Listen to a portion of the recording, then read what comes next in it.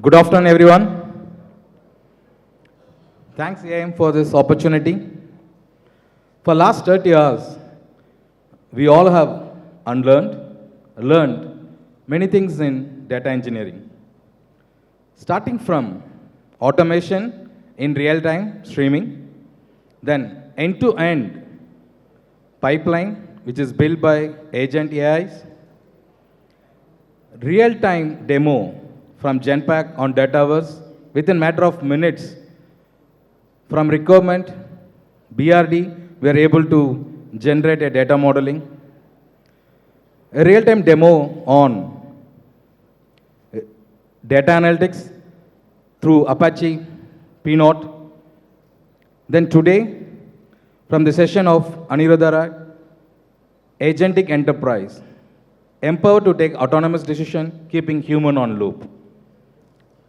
But the challenges mentioned are on data. Data as a product, data veracity, and data fingerprints. So this brings to an important topic of discussion today, data as a product. So how many of you here aware of the term data as a product? Can you please raise your hand? Good. Good number of audience. So this brings to an important point of discussion from our panel experts, Kanhaiya and Vineet. Is a data as a product is a game changer or just a buzzword? So with no further delay, let's get into the session starting from Vineet. Hi Vineet. So is your organization is really ready for product thinking, or you just renaming your data team into a data product? Great point. And before I answer that, let me take you to my journey. Okay. When I started almost 25 years ago, when people were not even talking about the data didn't really exist at that time. I got an opportunity to really work on what we call as a data-driven media processor. So we designed the processor at that point of time using the data instruction set. Okay. And then the mobile evolution happened, but at the time there was no data in the mobile. Everything was voice-driven, right? And the mode of communication in terms of how the mobile is functioning in terms of various services used to be only the SMS. Okay. Then the next 5 years, it was really about how do we use the data from an engineering-centric perspective, because the products which were being developed, there was no easy means to debug them, right? So there was a mechanism wherein you need to build inside the product where you pump in all the data to some common place. There was no cloud concept at that point of time, right? But you have to pump in the data so that you can, in an offline mode, analyze those logs. And then really, the Microsofts and Googles and Metas of the world came in, where they started looking at the cookies and what really our users are really, doing in terms of the activity, so that they can, monetize it. And that, in my opinion, has been the real evaluation and the acceleration of the data as a product. Okay.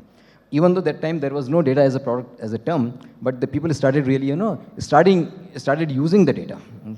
And then we all know what really happened when in our country, when Jio launched, Airtel launched the data on the mobile, it just boomed in. But even at that point of time, the data was being really used as a mechanism to find out what users are doing it. Mostly in terms of, I can really, give them the predictions, I can give them the recommendations, what really happens in any e-commerce site or any OTT platform. You see, right, that you get the recommendations, your personalization in terms of based on what I have seen, what I have, experienced on that platform, basis that they recommend. Okay.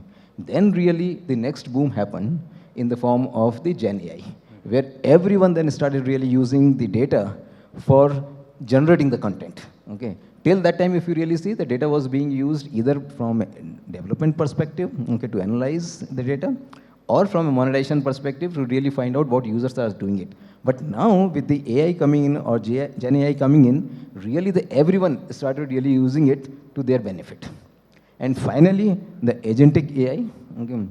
Now, that's really, in my opinion, has been a complete game changer, because now it's the agents who can, take the actions. Okay. So far, it was more of really doing certain activities, okay, by own. Human was doing it. Now, it's a machine who is on the behalf of human is taking some actions also. So in summary, I've seen the entire evolution as to how the data really evolved in last 25 years.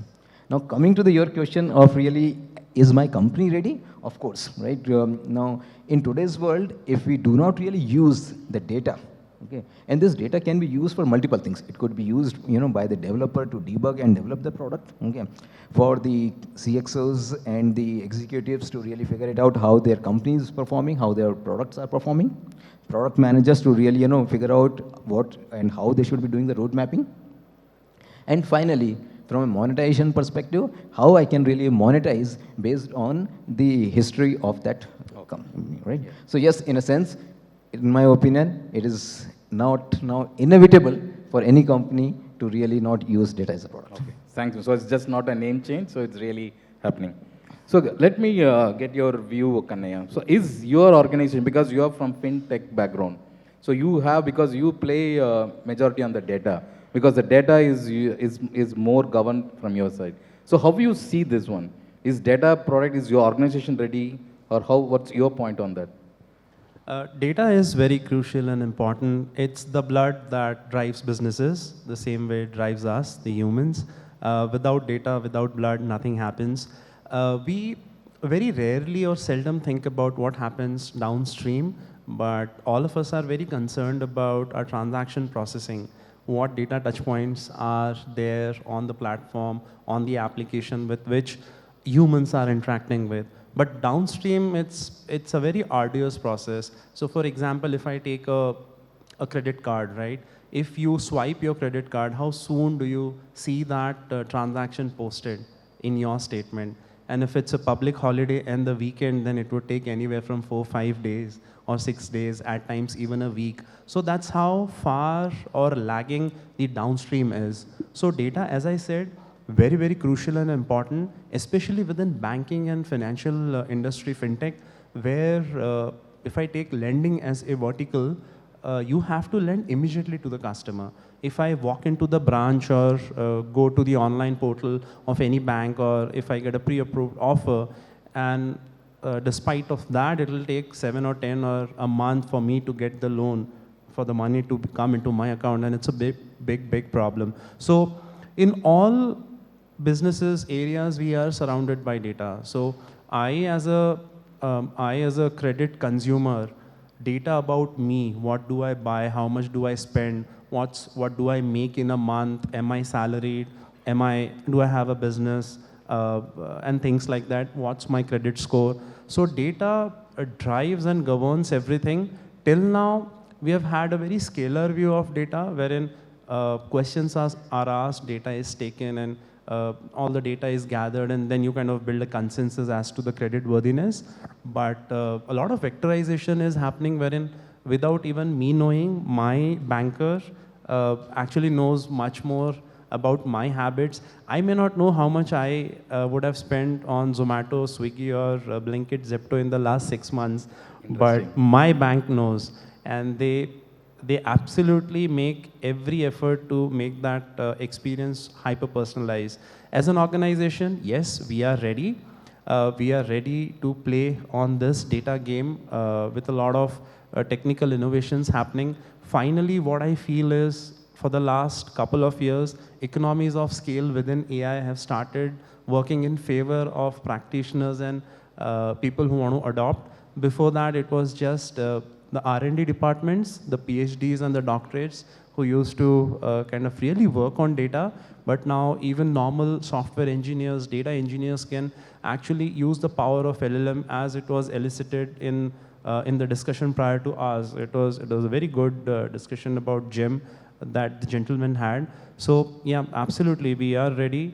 Credit decisioning, how do you ease operations? How do you improve the TAT when you actually are onboarding a customer, during collections, identifying fraud scenarios? So yeah, we are ready, and we have taken a lot of steps towards operationalizing AI-based models a lot, and agents. So good to hear that both of you are ready. Okay, so this comes to the next follow-up question, Kanhaiya. Okay. So who owns the data product? Okay, because it's going to be navigation of tug of war between engineering, analyticals, and business. So from your perspective, whom you think that really owns the data? So good question. Perception of data as a product, actually it's a bit nuanced. So data as a product, it's not like you have a standalone data product which you're selling, which you're trying to monetize, which you're trying to get a revenue solely on that piece. Data as a product or whatever you do with your data, the data cubes, the visualization, it's an adjunct to your primary business. So if I talk about myself, my organization, who are we? We are in the lending space. We build products and platforms to ensure a seamless lending happens to the customer, whether it's a personal loan, home loan, an auto loan, a two-wheeler loan, it doesn't matter. So to that effect, it's very, very important. So I can't emphasize it more. What's your take on this, Vineet? Who owns the data as a product? It's either engineering or analyticals or business. Well, my answer would be that everyone. See, in today's world, if you really see, I cannot say that, okay, this data belongs to data engineering. In fact, if you really see in the modern world, right, I'm sure a lot of you who are engineer would relate, they would have heard a term called DevOps, okay, which was really to automate or scale the engineering. Now there is a new term coming with data ops, which really is, the merging the data engineering and data science, okay. Because earlier, everything used to be in silos, that there is a product team, there is a marketing team, there is a sales team, there is a data engineering team, there is a data science team, then there is our CXOs, right? Now with the data becoming a unified thing, in fact, it is also helping all these different verticals to come together on a single platform. Okay. So in my opinion, data belongs to everyone. Okay. And everyone has to really use it to its true potential, to use it for their decision making. Right? Product managers need to use it to define, right, what should be in my next product roadmap. Okay. Now, say for example, we are into the education space. Okay. And we of course have both online and offline presence. Now we use the data to really find out in which part of the country, what kind of students really are there, what kind of request they have, what kind of a demand they have. Basis that we decide, right, where to open the centers. Okay. So in that sense, the data is being used across the world, I would say. And in fact, we have kind of democratized it within our organization. So it's like we don't have technical people or engineers owning the data. We have subject matter experts who actually specialize in the domain. So if I talk about lending, you have various domains within lending. So if people know domain-driven design, Gary Evans, that's one thing to remember. So customer is a domain, a loan application is a domain, your credit standing or worthiness, wherever the decisioning happens, that forms a domain. All the letters and communication, that forms a domain. So we have subject matter experts, necessarily not technical, who know the business inside out. So the ownership starts from there. And as was mentioned, it actually percolates to each level. But the Spock or the owner, from where the Gangotri starts, is the subject matter owner or the owner of the domain owner, and from there, it manifests itself into data dictionary, and a lot of evolving happens around it. Finally, it flows through all your OLTP or real-time platforms, and then downstream, whatever conversion, massaging, enrichment, imputation you have to do, it finally lands into the various data cubes, whether read-only or read-write and things like that. So subject matter experts, they don't have to be technical. That's where we have seen a lot of success. Because if we make engineer and owner, they try to boil the ocean.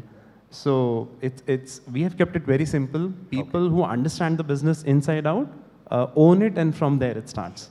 So it's a decentralized approach you're applying. Decentralized approach. Okay. So Vineet, so this gets into an important topic of discussion. So is it practically or need to convert each and every data type of sets into a data product? Because it leads into over engineering, and moreover, it gives you a governance as a fatigue. Okay, because so now as data as a product, what's your view on this? So what type of data sets you should target now to avoid over engineering and then data governance fatigue? Very good point. See, now we have a plethora of data, if you really see, right? And different data needs to be managed and handled differently. See, for example, certain data is very sensitive, which has the PII information of the user, right? Which is really need to be handled in a very, very secured manner. Because, of course, we cannot really let go any confidential or a private information, be it, their Aadhaar card or their mobile number, okay? So that needs to be handled in a different way. At the same time, there's certain information which need not be that private or confidential. So, for example, right, if we take in Bangalore, right now, Bangalore, there are a lot of the traffic points where there is a congestion and there are cameras, right? Now, that data I need not really handle with the same amount of sensitivity. Of course, that is also important, but there is a degree of the sensitivity involved in the data. So, not every data can be put in the same bucket. Okay. So it needs to be put in a separate bucket. It needs to be handled with the different level of security measures, different level of sensitivity involved in it. Okay.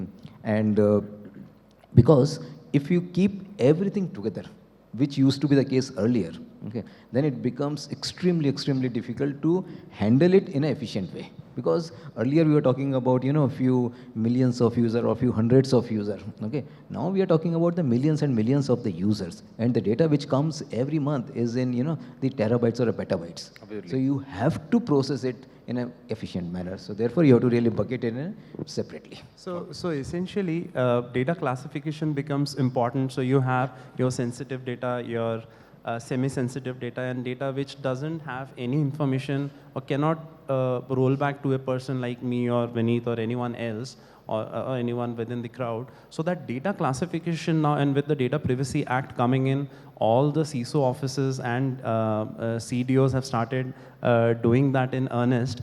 And the question, it was a very good point. You have many ETL pipelines. Now, where you put your focus, where you feel that you can get an adjunct revenue, as I said earlier, standalone data, if you go to a customer without a primary business, without a human body, the blood is of no use. It needs to flow, it needs to drive all the organs, right? So, when it comes to how do you monetize and basically carve out which ETLs are beneficial to you. Essentially, there are two verticals. One is customer facing, which is live, visible on the platform, which the customers and everyone, the humans would adopt. Other gets classified as productivity gains. Like for example, what have I done? How have I used the data to help my developers? How have I used my data to help the business analysts when they prepare BRD? How have I used the data, like nowadays you see on Gmail or chat, they help you write emails, they help you summarize. So all of these, they get classified as internal productivity gains. But in both the scenarios, all of this is leading towards improvement of bottom line and getting your foot, your product or platform's foot outside the door when you go and give the customer a demo. Just imagine, if you have no data-driven insights and you just give a plain vanilla demo to a customer versus a competitor comes, gives a demo, and also demonstrates how that real-time data percolated and what all prescriptive analytics happen and how the agents fired and are helping the journey, that matters a lot. Yeah, and also to add one more point to it, right? It's not really at the mercy of the organization or the individual to classify the data. Mm-hmm. Now the government is also really, taking a major step in it. If you really see in our country, the DPDP Act is going to come in, right? Valid point, yeah. Which is really going to enforce that, there is certain data governance which exists. And everyone has to really, work under those guardrails. Thanks, Vineet. So this brings an important point. So now we agree that yes, data as a product is going to be by the organizations, but who is ready for the platform? Is only the modern platforms like data mesh is ready for this change, or the legacy systems or a traditional data warehouse type of a things are also will be supporting this mindset? So what's your take on this, Kanhaiya? So my take is, and the good news is, it's a level playing field for both the scenarios. For greenfield startups who are just starting on or have been in the market for a couple of years, for them it's very straightforward. You get to the cutting edge or the bleeding edge and ensure that you have real-time streaming of events as and when they are happening. So you kind of shy away from CDC-based data streaming, wherein you are tailing the op log or whatever wall log that is happening in the database and then building your model downstream. So for Greenfield, it's very easy, but it's not that impossible or difficult even for people or traditional or older methods, wherein you have a very robust warehouse, you have massively parallel databases, let's say not a vector database, but something like Vertica, Greenplum, or a PostgreSQL on steroids. Even there, it's possible. You just have to build layers now. See, handoff of data and processing of data at each layer. I'll just take a very small example. A new startup, completely greenfield, or a traditional system, traditional bank running for the last 30 years, doesn't make a difference. If I have to ensure that, okay, how my PII data is flowing, and can the agent alert me if there is any unmasked data or unencrypted, let's say, mobile number or address or email flows, it's very easy to build agents which can intercept. I don't need to boil the ocean and kind of change my warehouse process altogether or do something extremely costly if I'm leveraging bleeding edge. So there are hooks which are there. We just have to be careful about one thing. Older way of doing things is very structured. They primarily are dependent on RDBMS. But the newer way of doing things for the GTM and for a very faster turnaround causes a lot of data redundancy. So you just have to be aware that the source of data doesn't get compromised. Like you can't save my details at 10 different places and then later on be confused that, hey, if I have to change Kanhaiya's mobile number or email address, where do I do? And how do I ensure that it gets replicated everywhere? So that's just one gotcha we have to be very careful about. But both the scenarios, you just build hooks and ensure things happen. So the good news is it's level playing field at both the ends to modernize the downstream process. So Vineet, this brings an important point for discussion. So one, beyond your cleaning of the data, okay, and your uptime. So data as a product, how can be evaluated through a customer experience? For example, on the three leverages, correct, discoverability, availability, and the third option I can say is that user experience, correct? So what is your take? Because you are more interface on the user experience side. So what is your take on that? So it's very important to really have a good user experience because, as I said earlier, right, there's a lot of data which exists today. And if we do not really, process that in an efficient way and present it in a proper dashboard, which can be consumed easily, okay, it's of no use. Because I don't want my CEOs and the top executives to really spend hours and hours to really find that what it means for their business, right? It should be presented in a very user-friendly way. Okay. So user experience is the key. Okay. It cannot be really compromised. Then really comes that how the adaptive it is, right? Now it has to be really adaptive because now I'm using the data for multiple purposes. One is to really find out how my business is doing. Second, I took the example of really the personalization and the recommendations, right? So there it needs to be used in a different way. Mm-hmm. So my data has to be processed, whichever pipeline I have, right? Whichever pipeline I'm using has to be in such a way that it can be used for multiple purposes. It can be used for analysis in terms of the user behavior, okay? How and what my user patterns are, how and what my products are really behaving, so that I can take some business decisions on top of it, okay? So adaptiveness has to be there. Okay. So there are no two ways about it. So data which can't be seen, felt, or touched is of zero use. You can invest millions of dollars and have heaps and heaps of Excel or CSV dumps or flat files.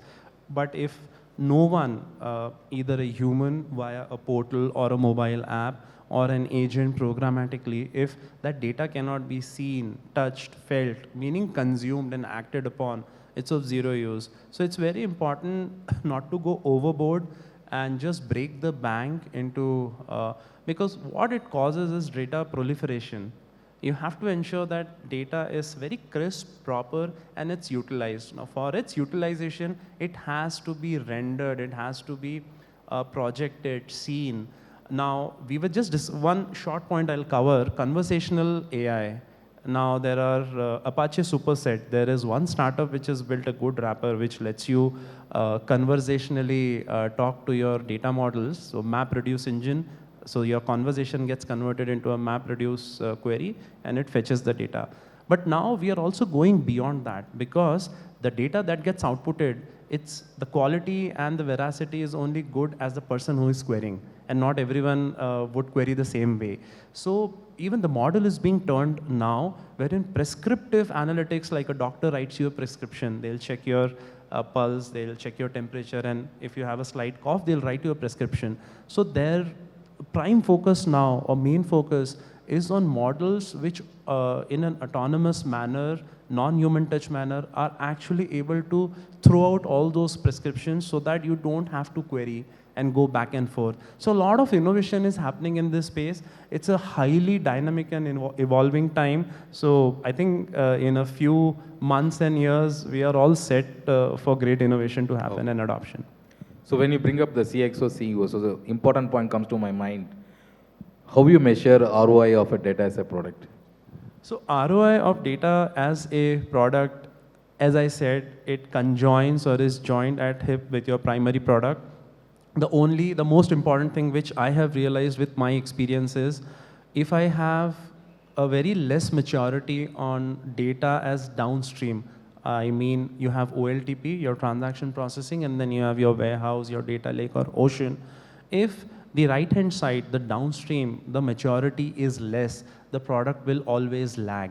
So the primary driver of revenue is what investments do you put in, how do you use your downstream data, what type of reconciliations you build, how do you ensure that it's accurate, how do you ensure that the source of truth remains a common entity, a single source or a truth, and that will bring you additional revenue within your primary product. So data as a product standalone will not fly. It always is joined at hip with your primary business. Thanks. So See, also, right, the data engineering team need to also ensure that, okay, this, what Kanhaiya talked about is from a business perspective. But from engineering team perspective also, if we really look at, it's very important that there are, key metrics which are being monitored. Say, for example, what kind of incidents I have, meaning that how many times my data is incorrect, missing, or completely wrong. Okay. Even if, let's say, that my number of incidents are less or more, how much time I take to detect it? Okay. How much time I take to fix it? Because these are the important metrics which are also needs to be monitored from a data engineering perspective. So ability course correct. okay. So I think we are bang on time. So last 30 seconds from your view, Kanhaiya. So what's your, is the data as a product from the discussion what we have is really a game changer? It is. It really is a game changer, and it helps you in aspects which you may not even foresee. Take it from me, when I am assessing a platform, rather than the prime business of what that platform is offering, there's a lot of miscellaneous and periphery that I have a very keen eye and focus on, because that's where the platforms, they seem very good to begin with, but are very hard to operate later on. So data is what weaves everything together. So yeah, it's a game changer. How about you, Vineet? You agree? See, in 2020s and in the era of the AI, okay, data is no more a cost center. It's really a value creator, right? And the data engineering team need not be seen as just a plumber who really is, crunching the data. They are really the technology partner. And if you really see the organizations who have really witnessed data as a product, really are able to see the benefits, and they are really forming it as the core stack. Okay. And in fact, the most of the forward-thinking teams are now really embracing data as a product. Okay. So thank you, Vineet and Kanhaiya. I think we are on time.